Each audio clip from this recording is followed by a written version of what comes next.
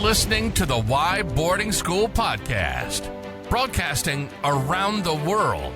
Join us as we promote independent boarding schools throughout the United States and Canada with our invited guests. Now, here's your host, Dr. Jeffrey Quebec. Welcome to the Why Boarding School podcast. I'm Jeff Quebec, and today I'm joined by the Dean of Enrollment at Blair Academy in Blairstown, New Jersey, Teddy Wenner. Welcome, Teddy. It's great to have you here today.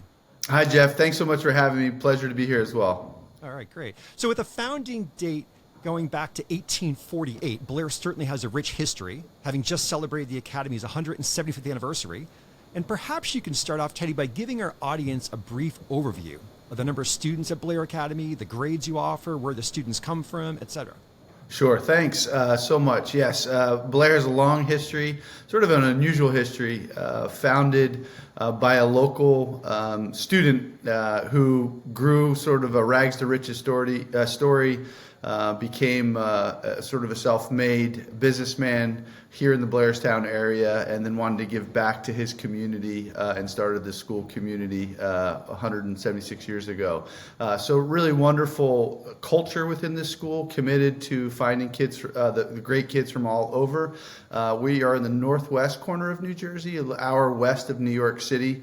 And we're on about 500 acres, 470 students, 9 through 12 boarding school. And we bring roughly about 90 kids in that ninth grade year, another 20 to 30 sophomore year, and then trickle in. So by the time senior year happens, there's about 140 graduating students in that senior class, co-ed school.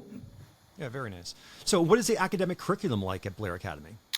Blair's known for the balance that we have here. We typically say we have large school facilities and curriculum programs that can really push the kids to those high levels, whether that's in the math and sciences with some college level research programs, in the humanities where you can take deep dives into the writing courses and create portfolios and published work for your before you go on to college. And that balance for us is really important as we try to create a warmth and care to our environment. At 470 kids, we're able to have a small school feel. School meetings happen 3 times a week where we meet as a community and come together. We have family-style dinners. Students are allowed to pick their own advisors throughout the course of their time at Blair.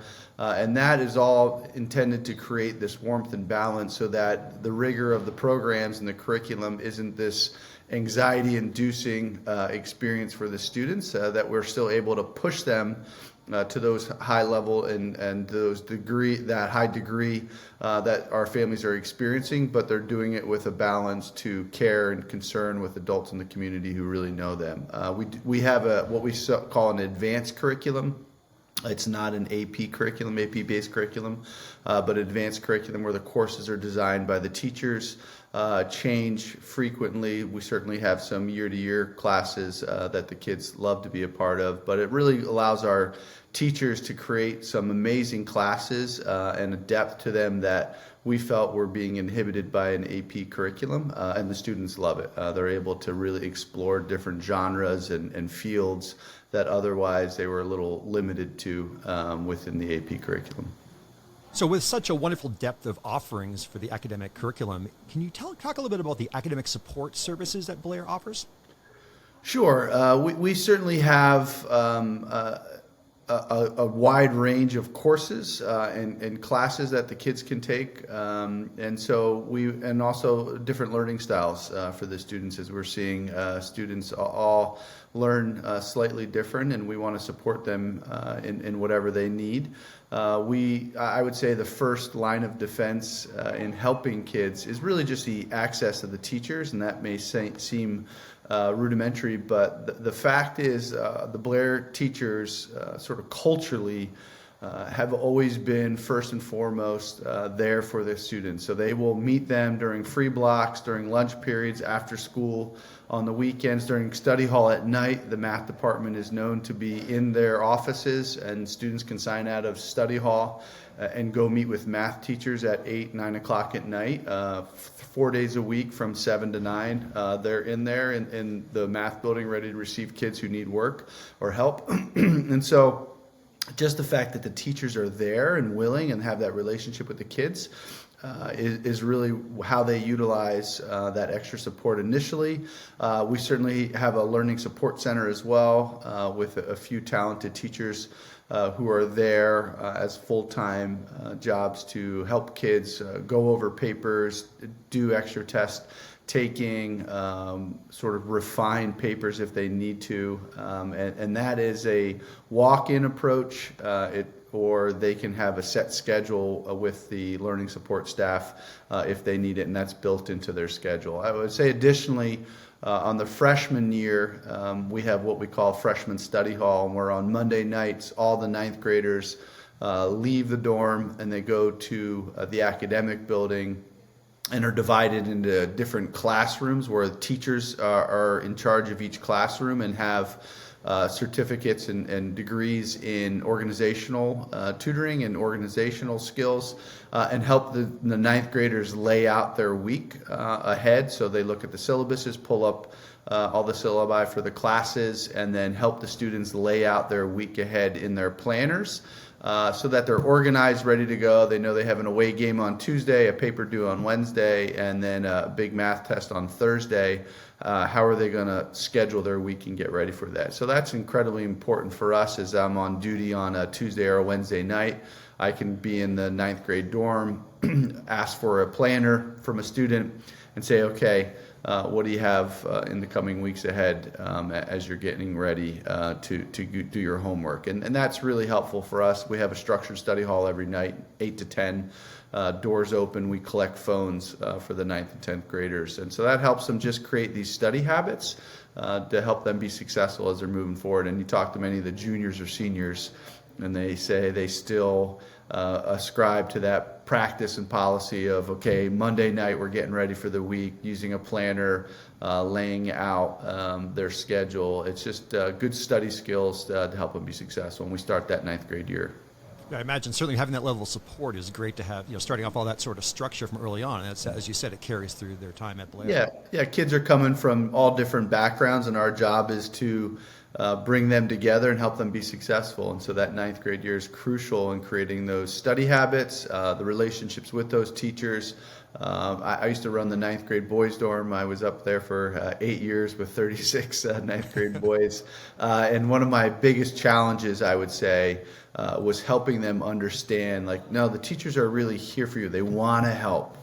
Because again, kids come from all different backgrounds where the teachers are more on stage and giving the material or the guidance, but there's not really an interaction and a connection there. And so the kids are used to just sitting and absorbing, where our philosophy is, no, this should be this dialogue, this discussion, and the teachers really do care about your success. And helping our students to self-advocate and have that confidence is really important in terms of their overall success, not just academically, but I would say throughout their Blair career for sure.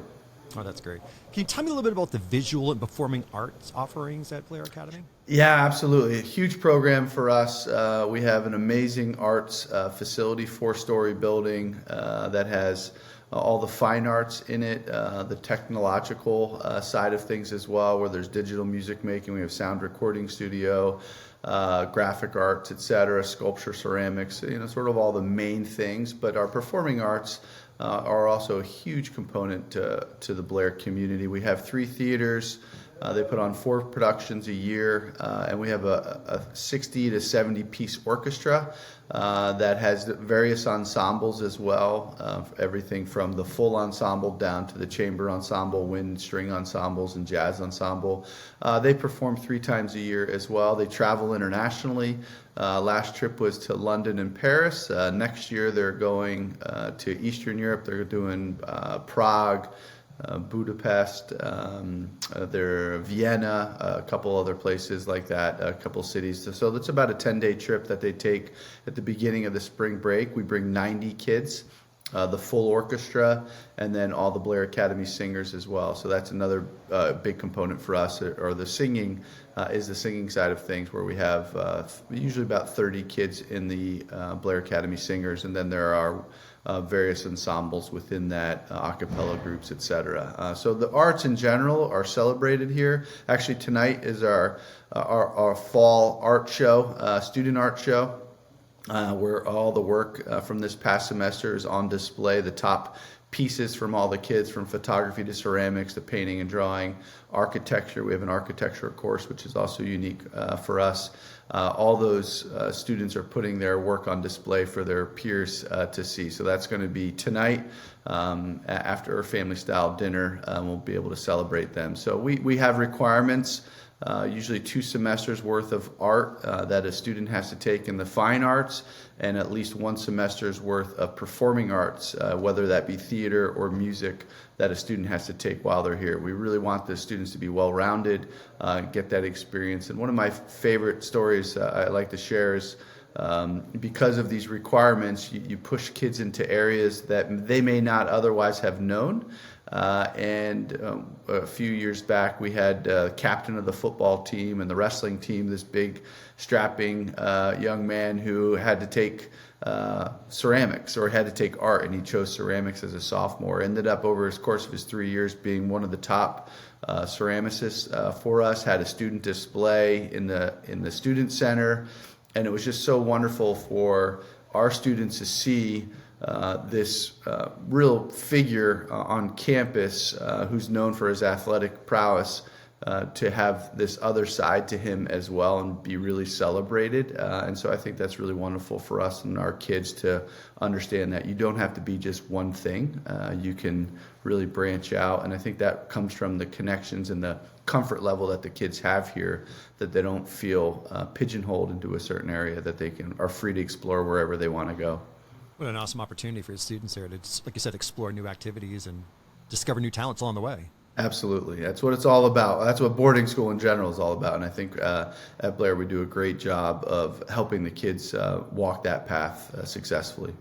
Are there any other special sort of signature programs that are offered at Blair? Yeah, one that students often find on the website and talk about and are interested in, and certainly in reality with the students here they love, is our Society of Skeptics program. It's one of the longest, if not the longest running high school lecture series in the country, coming on 50 years now. Every Tuesday night we have an industry leading expert come to campus, talk to the students, give a 20-minute presentation, and then a 40-minute Q&A with the students. And it's an opportunity for them to engage, to inquire, to ask questions, peel back the onion a little bit and not take things at face value. It's really about that critical thinking that we're trying to teach and help our kids understand. And we have speakers who are astronauts. I'm just trying to think of some of the recent ones, Olympic gold medalists.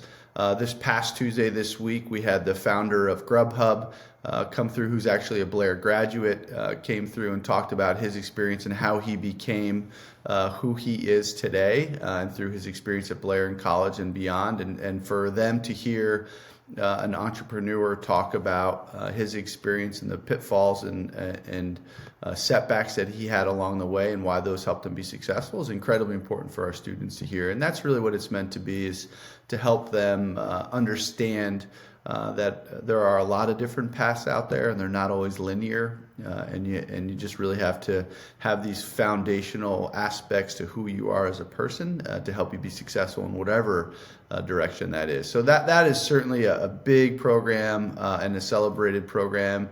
It rotates in terms of the speakers who come through, but there are certain ones that come back year after year. We have a couple parents who are very involved in it, business leaders in various areas and industries come back year after year to talk to the kids. That is a great program that the kids love. And then the other, I would say on the science side, is the ISR program, the Integrated Science Research Program, which is college level research program where kids are doing gene sequencing and using CRISPRs and microinjectors and just doing all sorts of cool things that are of interest to them to help them build a portfolio and profile of learning as they're applying to college and beyond. It's really meant for those top-end science students, and we have the equivalent of that on the humanities side, on the writing side. So some really in-depth programs that kids can decide to focus on, but if students want to just sort of have a great overall experience, they can do that as well. They don't need to hyper-focus if that's not what their direction is. But some kids take the architecture or marine science classes and other opportunities for them to explore their passions.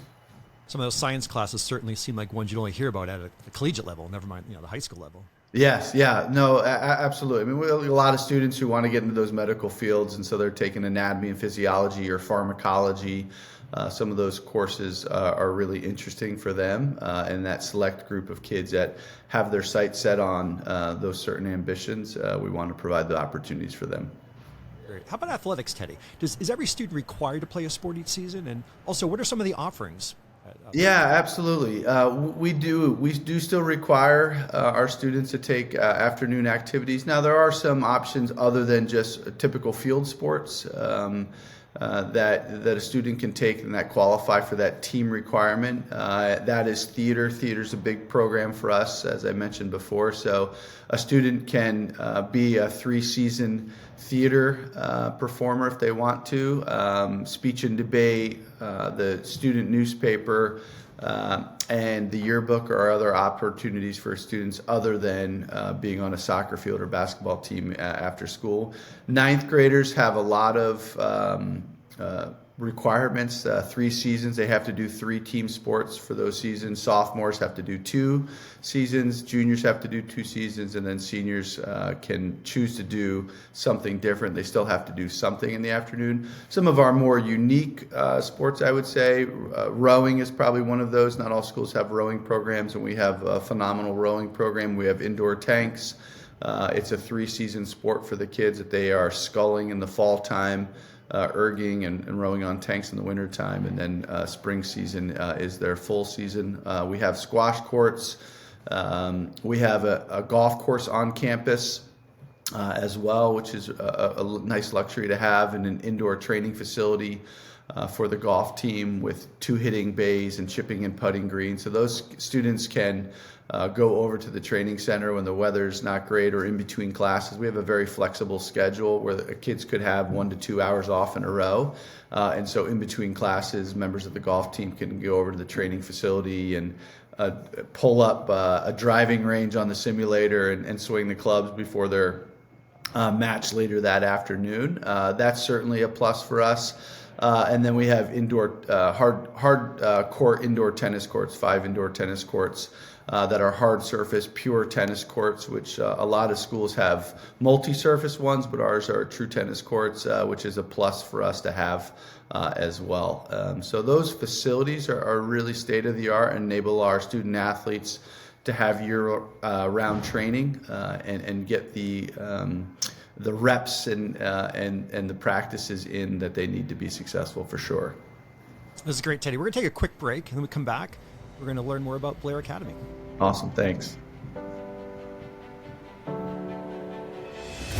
Do you have any questions or guests that you'd like to see on an upcoming Why Boarding School podcast? You can contact us directly through our website at whyboardingschool.com. Now, back to our show.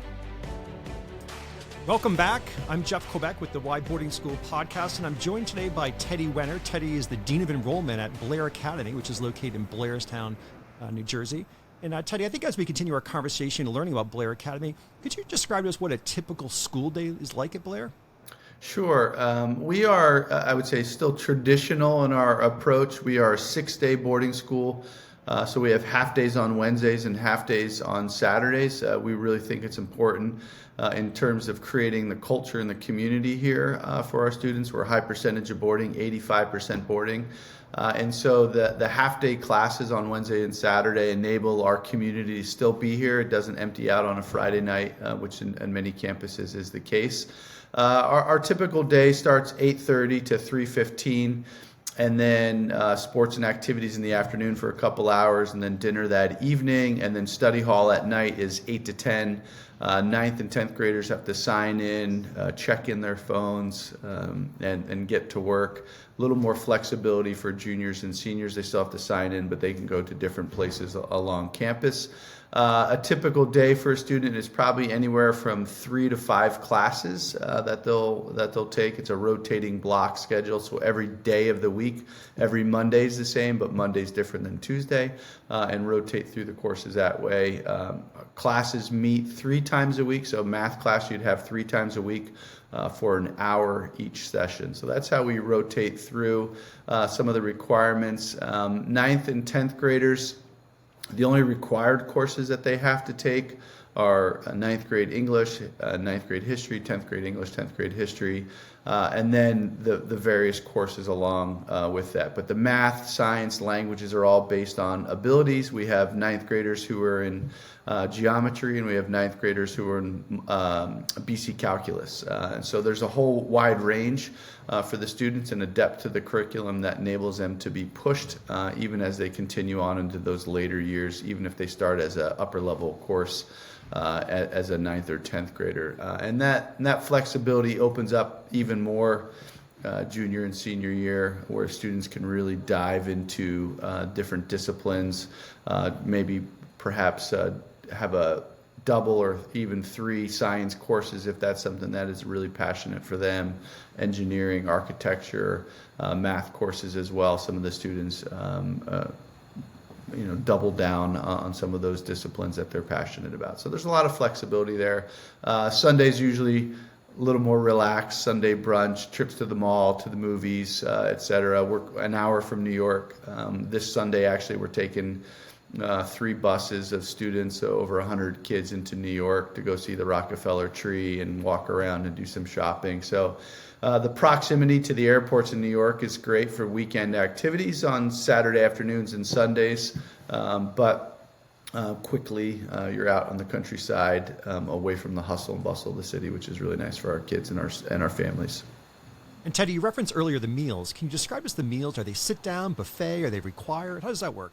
Yeah, so for 9th graders, part of, along with the study skills that we're trying to help develop, so that Monday night study hall that we mentioned, so too do we have that philosophy with starting the day. And so 9th graders, regardless if they have a sleep in or not, have to sign in for breakfast between 7:45 and 8:15 every morning. Classes start at 8:30. So even if they have that first period off, they have to get up out of bed, come downstairs, sign in, so that we have accountability of them, and then hopefully they decide to go get a warm, delicious hot meal for breakfast and start their day off right.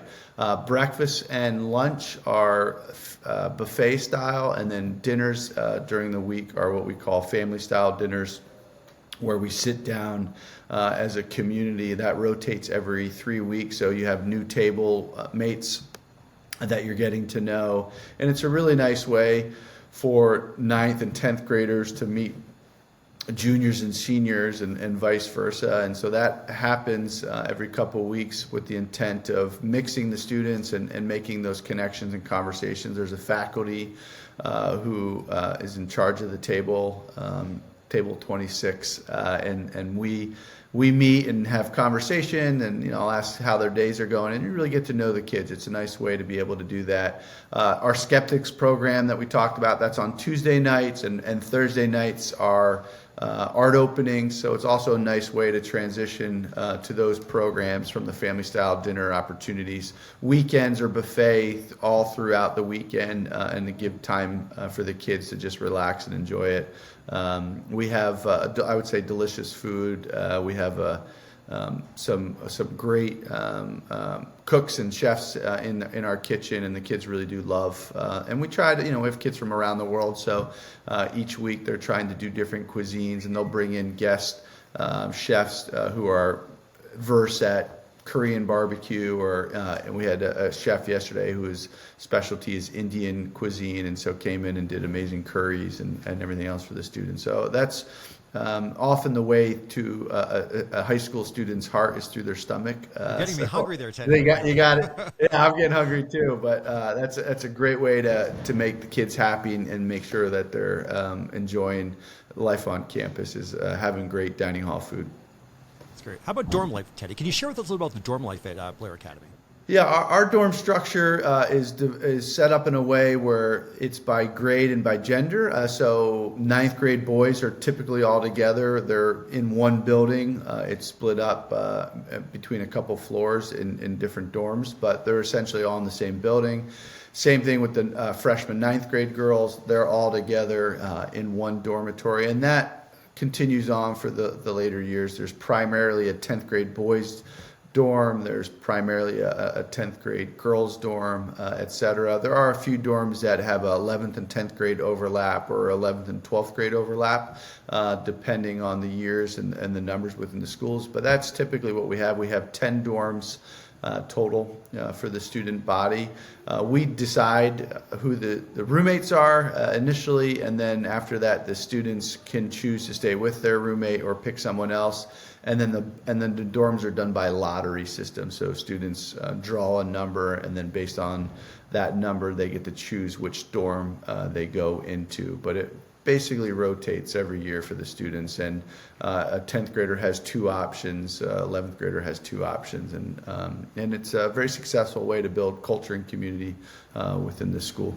Okay, and earlier you referenced the advisor system. Can you share a little bit more about the advisor system at Blair Academy? Yeah, I would say Blair has a unique system. As far as I know, there aren't many schools, if any, that allow students to choose their own advisor, and we have two advisors for every student. So a student has an academic advisor who is assigned to them, and that ninth grade advisor, that academic advisor, is that ninth grade advisor every year, so they know the trends and the common missteps along the way, perhaps for ninth graders, or the things to work with or be aware of, upcoming cycles or times of the year to work with those students.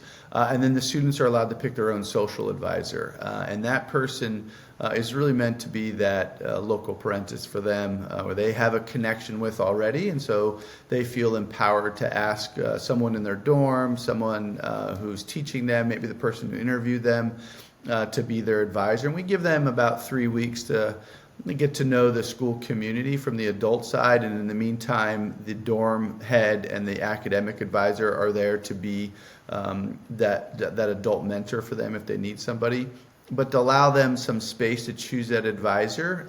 And then they come and ask me, hey, Mr. Wenner, will you be my advisor? I say, yeah, Jeff, I'd love to.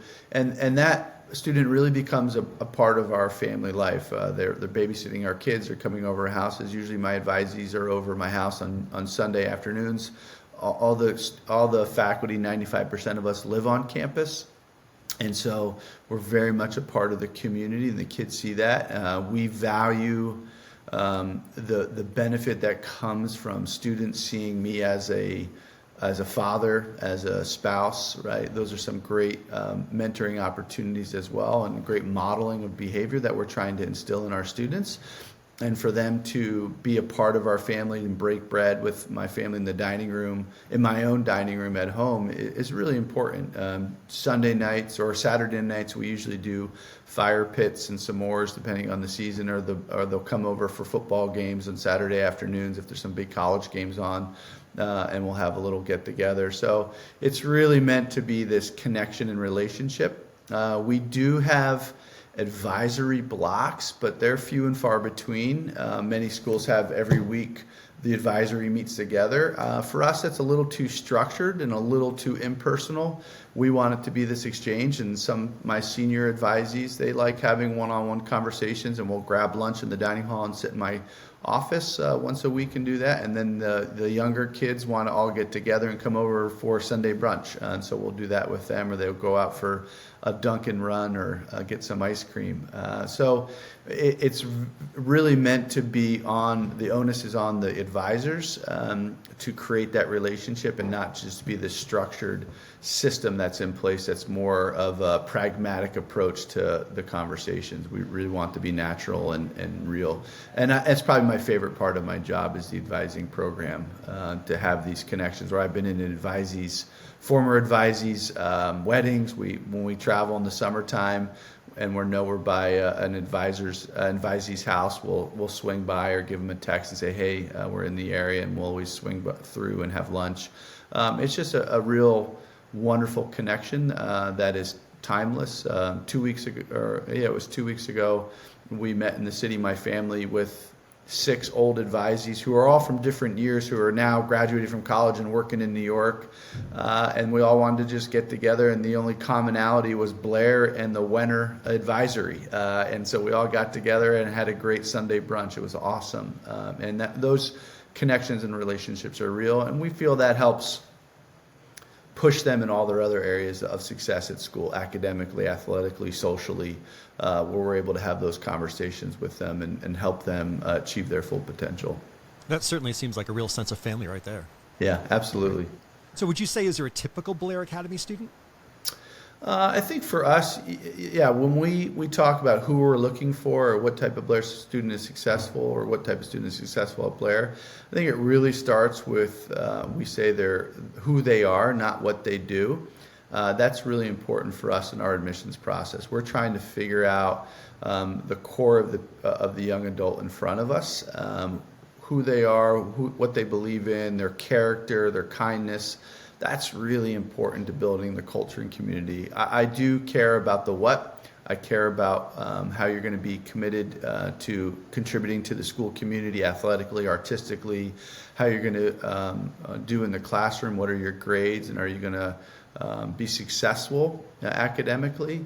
But regardless of the strength of those components, if the who is not there, it's probably not the best fit then for a school community like Blair. We really try to start with the kindness and high character component and then shift to the what side of things. And I feel what we're able to do is really build a school of great kids who are also really talented in a lot of different areas. A lot of schools, particularly bigger schools, focus first on the what of a student, your transcript, your testing, how you're going to help win games, and then they sort of focus on the who.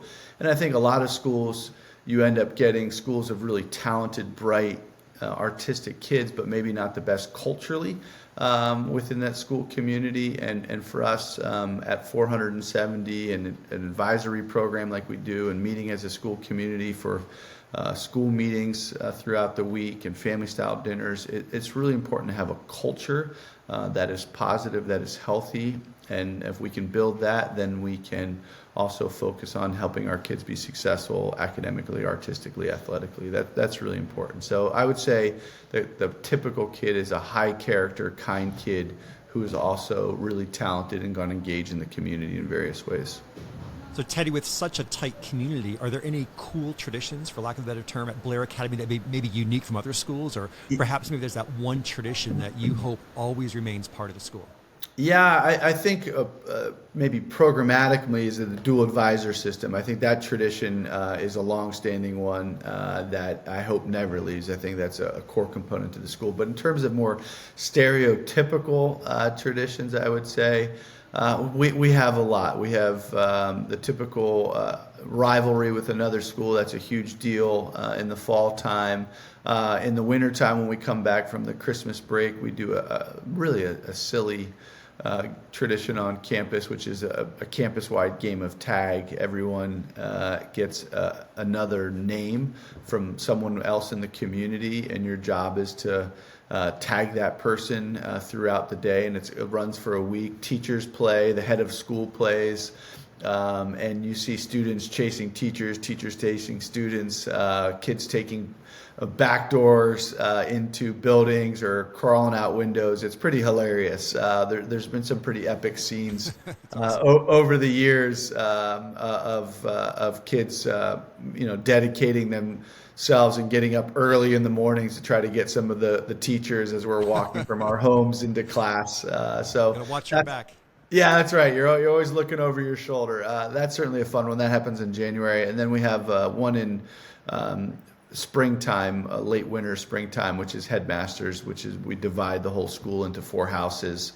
There's a sorting hat like Harry Potter, and everyone's in a different house, and we compete for the week in various activities. This is in between the winter and spring sports seasons, and it culminates with a huge talent show at the end of the week, and that is a long-standing tradition too. Super fun for the kids, and there's great rivalry and family members against family members, which is wonderful to see, and just the competitive nature of it. And teachers are involved as well. They're doing the the tug of war with the kids, or volleyball and Oreo stacking, all that stuff. Great culture, great opportunity for the kids to connect with one another during sort of a doldrum period within the school. That's great. So before we talk about the admissions process, Teddy, is there anything about Blair Academy that we didn't discuss today that you'd like to mention? I would say families who visit really get this place. Most of our schools that we compete against are larger schools. Again, we're 470. Most of the schools we compete against are 600 student bodies and above. And the reason for that is those families are really looking for the depth of the programs and the academic rigor, music, art, etc. But then they're drawn to Blair because they realize they can get all that, but they also want their kid to be known and taken care of. And I think that's really important for us. We are known for that balance, and families feel it, and that just it doesn't happen. Obviously, it's very thoughtful, and the structures that we have in place. Plus, I think our approach to the admissions process of finding those high character, kind kids, it really emanates forth when families visit the campus, and we have no cell phone policy. You won't see a cell phone throughout the day. Here, kids have their heads up, they're saying hello, they're greeting you as you're walking from place to place and helping you find the admissions office. It's a very warm and friendly place, and I think our families love that you can get that, which is, again, typically associated with smaller schools. But then they see the facilities and the programs that exist here, and they're blown away by that. And so that balance is really important for our families, and why we've been as successful as we have been, is because that balance is so important for today, as kids are not just needing to learn about math and science and English, but they're also trying to be leaders of tomorrow, which is really those soft skills that are so important: the self-confidence, the leadership, the communication skills that really come through close connections and relationships with adults who care for them. And that's really important for our families. Well, this is great. So, Teddy, if someone's interested in Blair Academy, how might they go about starting the admissions process? First things first, obviously, inquiry.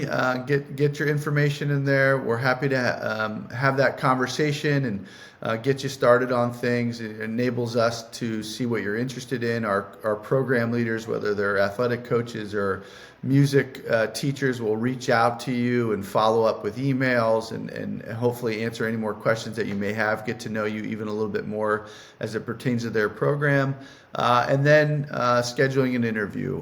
We are still having on-campus interviews for a couple more weeks, one more week for this month, and then the first 2 weeks of January, and then after that will just be Zoom interviews only. So there are fewer spots left, but if you're able to come to campus, that's wonderful. If you cannot, that's okay as well.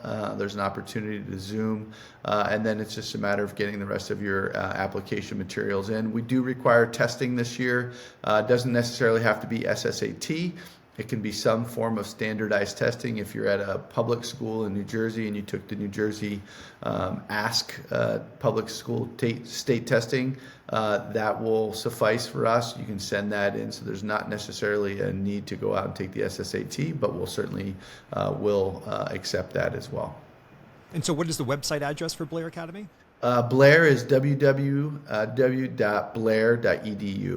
Pretty simple. You get on there. It's a very informative site. We put a lot of time and effort into that. You can go to the admissions page and everything is laid out in a step-by-step process. There's the videos there. And I would encourage all the kids who may be listening on all the schools that you're looking to research and possibly apply for, really spend time on the website. Schools put a tremendous amount into those websites to help answer a lot of the questions that you may have, and clicking on videos and reading stories and diving into the academic section and reading the course catalog and understanding some of the offerings is a really important way to understand the school, and you're trying to build your layers of knowledge. And certainly a little bit of that is on you to treat it like homework. Spend 20 minutes on a night researching a school and reading those articles or watching those videos will help you really gain a great sense of the school, and then hopefully you can come visit and then add another layer of understanding on there as well.